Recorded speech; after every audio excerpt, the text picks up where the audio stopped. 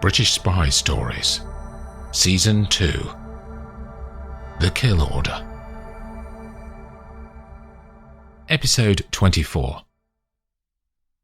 Panama has been watching the driveway of the house for half an hour, from the same place that Gabby had been using for her lookout duties.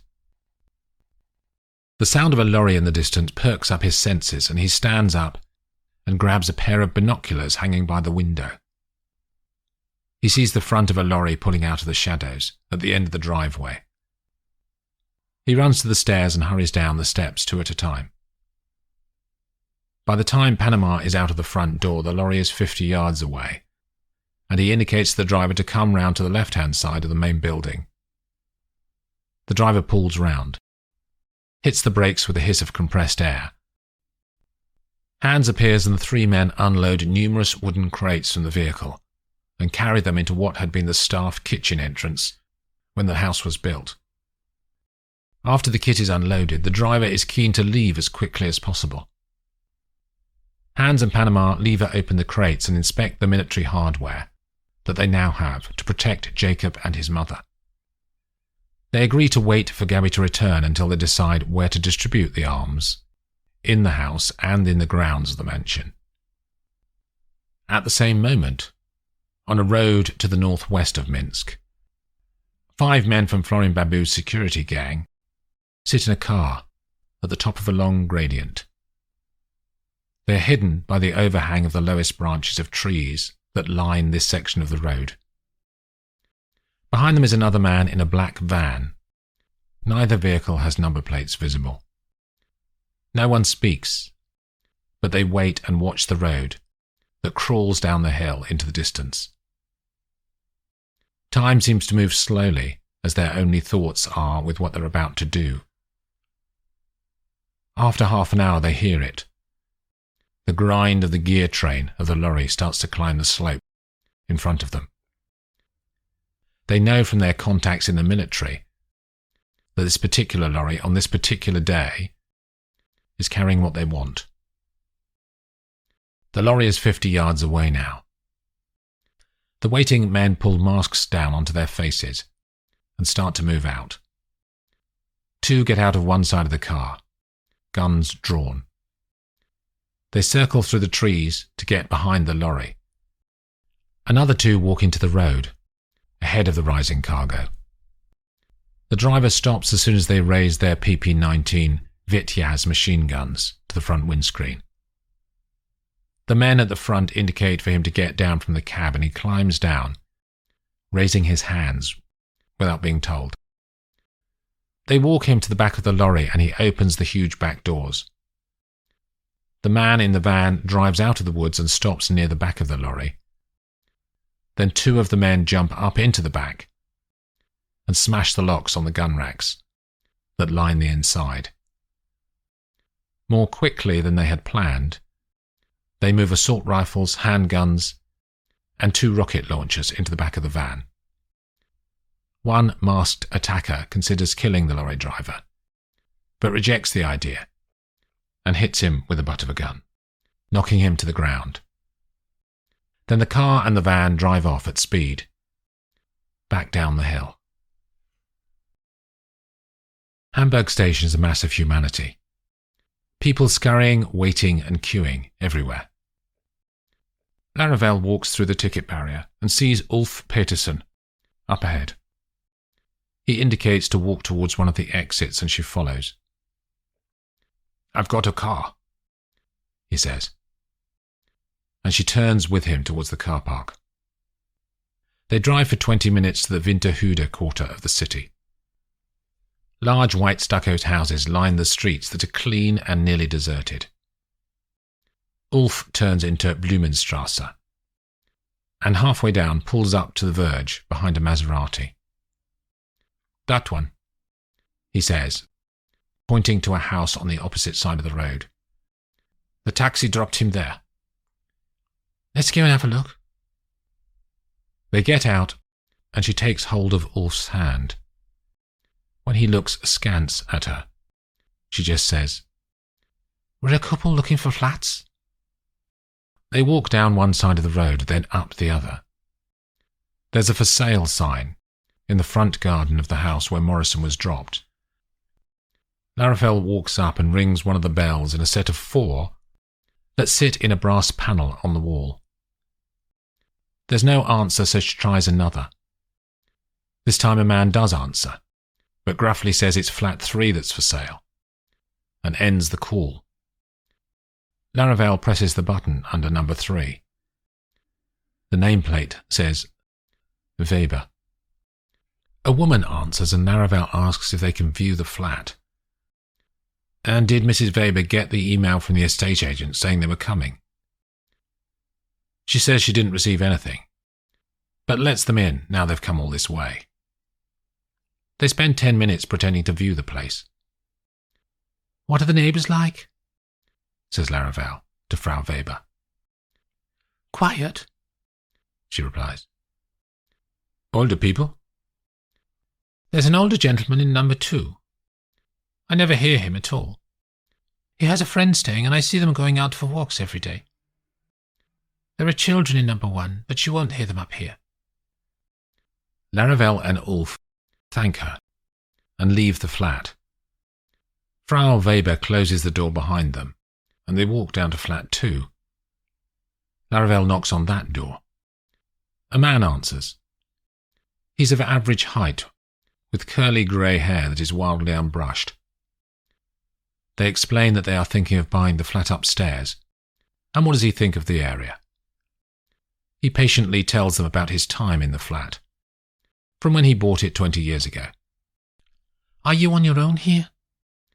says Laravel. "Friends come and stay," he says, "and my daughter visits from Rome when she can. I have a friend staying here now. I welcome the company." "Are you retired?" says Laravel, smiling. "Yes, I was a professor in Hamburg for many years, chemistry." "Would you like to see the flat?" he says. "It's the same layout as the one upstairs. It might give you some more ideas." "I'm Walter Roth," he says, placing an open hand on his chest to underline the introduction. They accept his invitation and Walter shows them around the same rooms as Frau Weber. Then they accept an offer of tea and all sit around a low table set in the middle of the lounge. As they are stretching the limits of their stay, a key sounds in the front door lock and Professor Morrison walks in. "Michael," says Walter, "this young couple think you're buying upstairs." Morrison nods to them slowly and they say hello. "Will you be interested in your views of the area too?" says Laravel to Morrison. He waits for a second, then accepts and takes a seat around the table. Walter goes off to make more tea, and Laravel immediately grabs the moment. "Professor, we're with the security services." Morrison visibly tenses. "What? All of this is some sort of cheap charade?" He waves his hand at the two of them.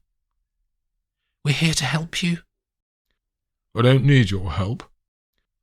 Morrison's tone is adamant. "You're in danger if you stay." "Am I?" says Morrison. "From whom? I'm starting to think that all this war games stuff is just in your heads because it makes you feel important." "It's a real threat, Professor," she says. "Come with us. We'll get you to London and then the US." "I'm not running for the rest of my life," he says. "I'd rather stay here with Professor Roth. I've known him for 30 years.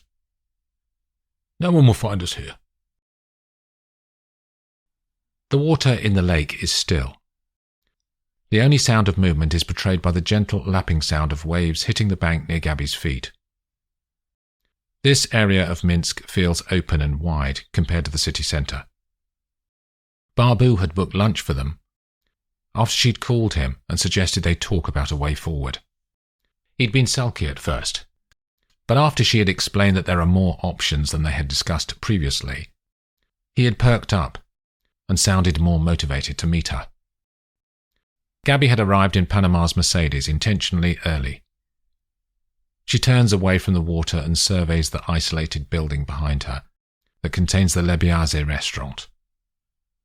Her first thought is that this is a risky place to meet someone who might be dangerous. There's no escape routes, no adjoining buildings, nowhere to run to if things get hairy. She buttons up her suit jacket and strides towards the doors. Inside, the place is palatial. Tall ceilings and vast chandeliers. Dark wood and oversized rooms.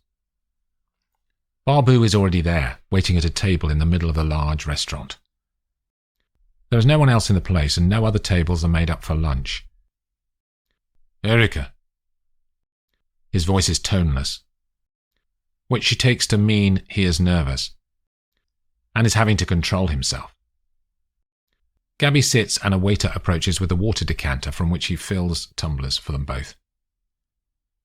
There are menus on the table, and she picks one up to start looking through the options. She can see Barbu is staring at her, and she looks up. Something on my teeth, Florin? She says. You think the menu is more important than our business? We all have to eat, she says, with the slightest smile. After a few more seconds, she places the menu back down on the table and waves to the waiter who comes over. She orders sea bass. They both look at Barbu, who doesn't pick up his menu. For two, says Gabby, and the waiter beats a hasty retreat. I wanted to talk to you about other options that have come to light, Florin. He is silent, but intense on the other side of the table. I have friends who would be interested to hear from you about activities in Serbia. What activities? Information about the goods that are coming in and out of the country. Who brings them in? Who funds them? Who are these friends of yours? British intelligence. Her eyes lock onto his. What's in it for me? You keep your Belgrade business and you see Jacob every month. You just need to tell us what's going on. Who's on the way up and who's on the way out.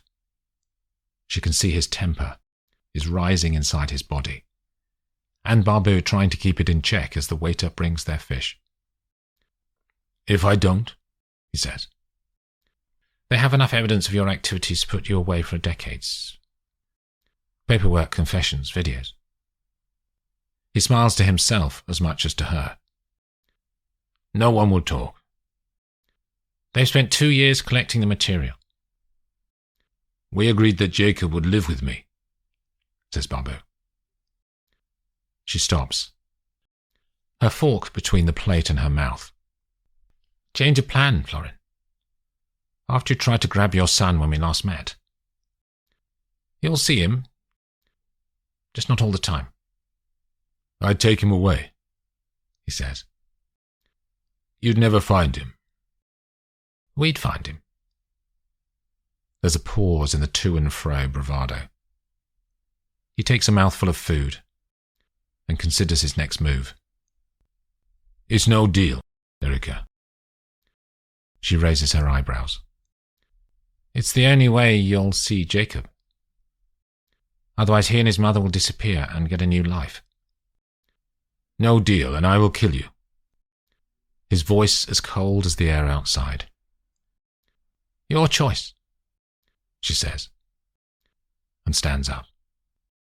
Thanks for lunch. She turns away in the direction of the exit.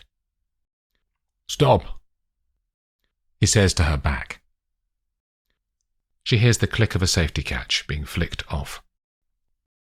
If they don't hear from me, they'll start proceedings, she says, but she doesn't turn around. The words break Barbu's temper, and he fires a round at her, but misses.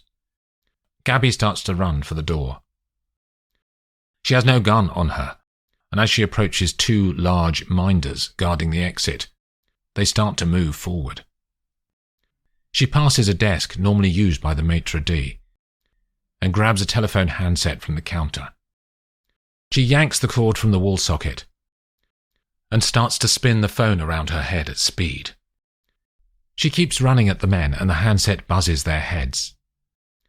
Gabby swings the plastic again, The handset hits one of them squarely on the side of his head. He loses his footing in a long curtain beside him and falls to the floor. The second man comes at her. She tears the other curtain from its rail with a ping, ping, ping sound of breaking curtain hooks. She throws the fabric at him and wraps it around his body as she hits him at speed. The two men begin to regain their footing as Gabby runs between them, then out and across the gravel to the Mercedes. She jumps into the driving seat, powers the engine and slams into reverse as one of the men arrives behind the car. She drives the vehicle into him. The momentum carries him onto the boot and halfway up the back window before he falls off to one side and hits the ground. She handbrake turns the car and drives straight for the second man. He dodges, grabs the door handle and pulls it open. Somehow he manages to get an arm in and grabs her head. His large palm is across her eyes, but she accelerates, blinded by his gloved hand.